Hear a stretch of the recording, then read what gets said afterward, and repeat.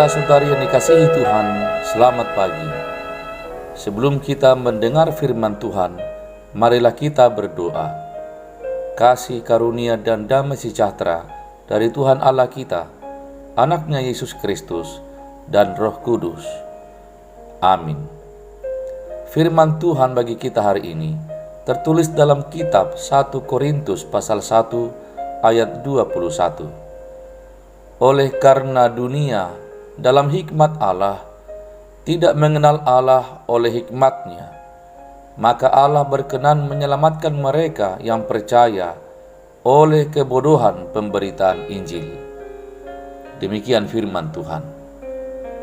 Saudara-saudari yang dikasihi Tuhan, selalu ada hal-hal yang tidak masuk akal sampai kita sendiri mengalaminya. Saat istri saya sedang mengandung anak pertama, dia banyak membaca informasi tentang proses persalinan dan mendengar pengalaman melahirkan dari beberapa ibu jemaat. Mulai dari cerita yang menegangkan sampai cerita-cerita yang lucu. Walaupun saya sendiri sebagai suami juga membaca hal-hal yang perlu diperhatikan saat-saat istri kita akan bersalin, tetap saja bagi saya menegangkan.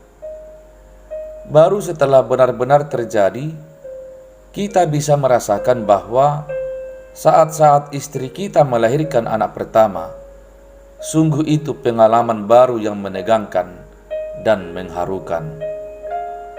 Saudara-saudari, Rasul Paulus menulis suratnya dalam 1 Korintus bahwa kelahiran baru ke dalam kerajaan Allah, yaitu keselamatan yang ditawarkannya kepada kita melalui Kristus, itu sama sulitnya dipahami oleh mereka yang belum pernah mengalaminya.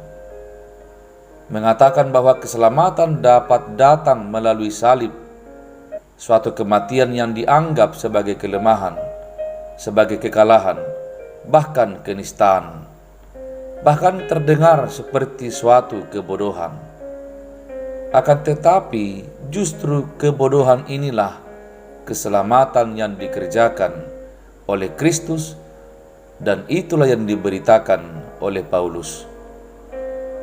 Tak seorang pun pernah membayangkan cara Allah ini. Sebagian orang mengira keselamatan akan datang melalui pemimpin politik yang kuat atau tanda-tanda ajaib. Sebagian lagi mengira mereka bisa diselamatkan oleh pencapaian akademis atau kepandaian hikmat mereka. 1 Korintus 1:22. Namun Allah mengejutkan semua orang dengan membawa keselamatan melalui cara yang hanya masuk akal bagi mereka yang mempercayainya dan mengalaminya sendiri. Allah memakai sesuatu yang memalukan dan lemah, yaitu kematian di kayu salib, tetapi menjadikannya sebagai dasar hikmat dan kekuatan. Allah melakukan yang tak terbayangkan. Dia memilih yang lemah dan bodoh dari dunia untuk mempermalukan orang-orang yang berhikmat. Cara-cara Allah yang mengejutkan dan mengherankan itu selalu merupakan cara yang terbaik. Dan untuk itulah kita menyambut keselamatan yang dikerjakan Allah kepada kita dengan mengerjakan kebaikan-kebaikan dalam hidup keseharian kita. Keselamatan kita sangat mahal harganya, seharga kematian dan pengorbanan Yesus kepada kita. Amin.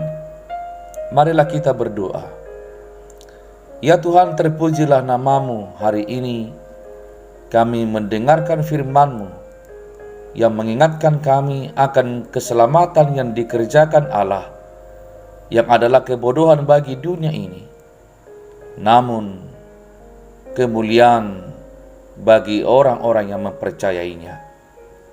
Tuntunlah hidup kami agar kami mengerjakan keselamatan Tuhan melalui kebaikan-kebaikan yang terus kami lakukan dalam hidup kami. Kiranya Roh-Mu senantiasa menolong dan memimpin kami. Dalam nama Yesus kami berdoa.